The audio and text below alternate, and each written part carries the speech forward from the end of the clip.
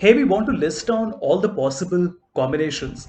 So we have 3 years and 4 quarters, which means that we will have to get 2012 quarter 1, 2, 3, 4, 2013 1, 2, 3, 4, and 14 1, 2, 3, 4. A very smart way of doing this would be to send the first table to Power Query. We will close and load it only as a connection. So close and load to a connection. And then we select the second table. Again, we send it back to Power Query. And we close and load it as a connection once again. So now that we have both the tables loaded as two different queries, we can edit the query. And now we want to create a third query which will give me a list of all the possible combinations.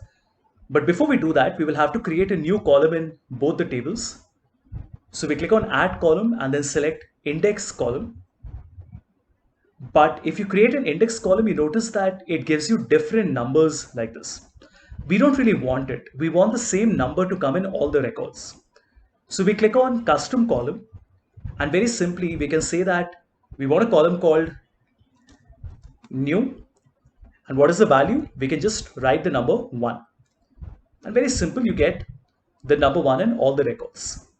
Let's do the same thing in the other query as well.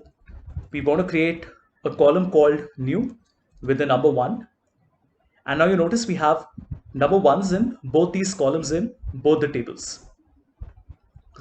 The final step would be to click on Home, select Merge Queries as New. So remember, we are not doing an append now, we are doing a merge query as new. Oh no. And once we select Merge Queries as New, we can choose the first table, which is table number 4, the second table, but that is table number 5. Just select the new column in the first table and select the new column in the second table as well. And the join kind that you want to use is the third one, which is full outer. And the moment you do that and you press OK, you notice you get a result that looks like this. It's not 100% correct, but not to worry. We can simply expand, press OK, and now you notice you get exactly the data that we wanted. We don't need the new column. Remember, that was just a part of our calculation. So we can remove these, and this is the result that you get. Let's close and load it. So we close and load back to the same sheet. So let's keep it on the same sheet. I just put it in F4. And here's the best part. Tomorrow, when more years will get added, let's say I have 2015 and 16, I can simply refresh. And if you notice, the data automatically gets refreshed like this.